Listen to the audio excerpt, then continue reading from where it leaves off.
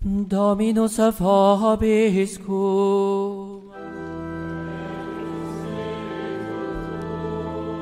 Sequentia sancti Evangelii secundum Ioannem.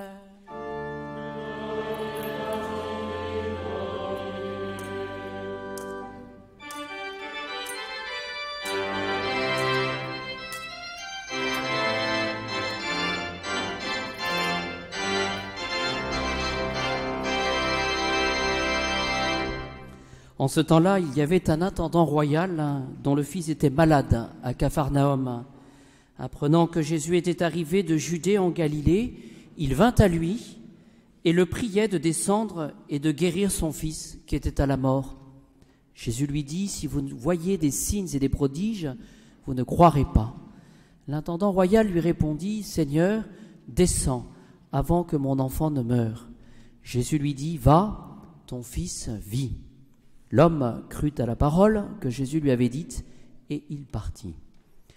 Déjà, il descendait quand ses serviteurs venant à sa rencontre lui dirent que son enfant vivait. Alors il leur demanda à quelle heure il s'était trouvé mieux. Ils lui répondirent, « Hier, à la 7e heure, la fièvre l'a quitté. » Le père reconnut que c'était l'heure où Jésus lui avait dit, « Ton fils vit. » Et il crut, lui et toute sa maison.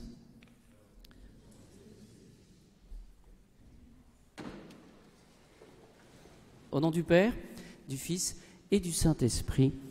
Amen. Deux idées aujourd'hui, l'une à partir de l'Évangile, l'intendant royal qui demande la guérison de son fils. Et que dit Jésus ? C'est un peu comme un reproche.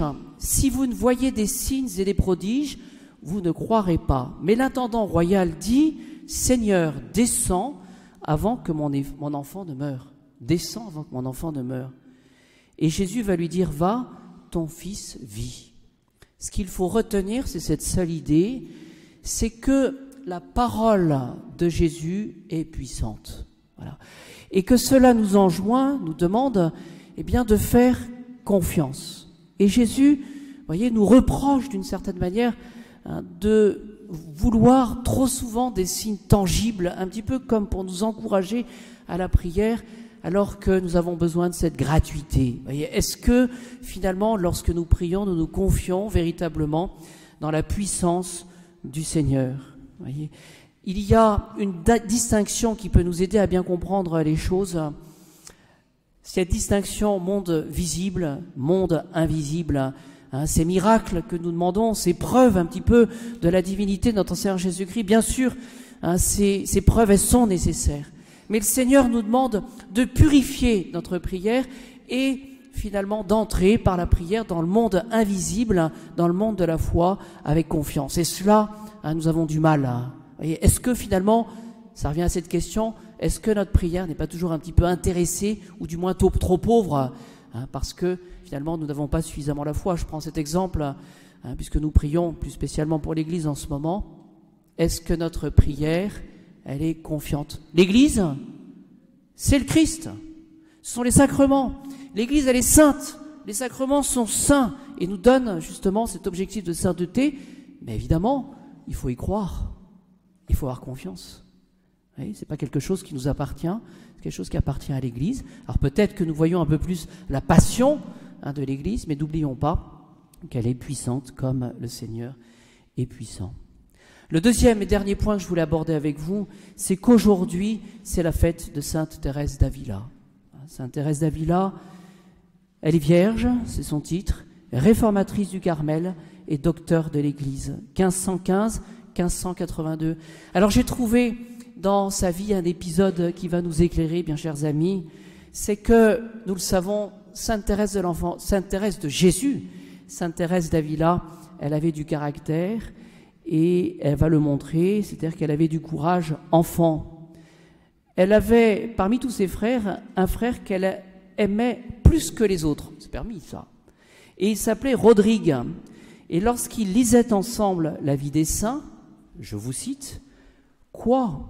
Les martyrs verront Dieu toujours, et oui, nous le savons, les martyrs offrent ce qu'ils ont de plus précieux, leur vie pour le Christ.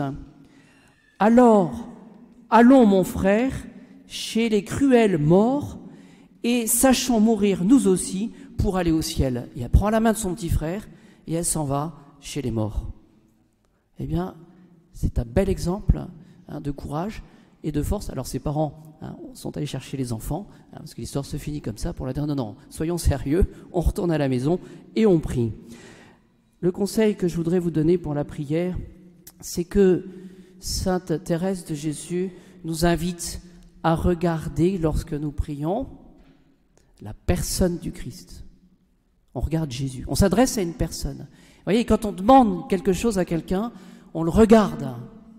Vous voyez, on fixe la personne, bien sûr avec humilité, mais on s'adresse à une personne. Eh bien, j'aimerais qu'à la suite de Sainte Thérèse, eh bien, nous ayons cette disposition de cœur et d'âme à bien nous adresser à la personne de Jésus, parce qu'en regardant la personne de Jésus, eh bien, on manifeste notre confiance, notre foi dans sa puissance.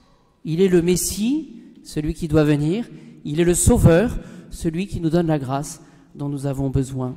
Alors demandons aussi à Sainte Thérèse de Jésus de nous donner cette gratuité, cet amour de la prière, mais cette prière efficace, car tournée vers le Christ.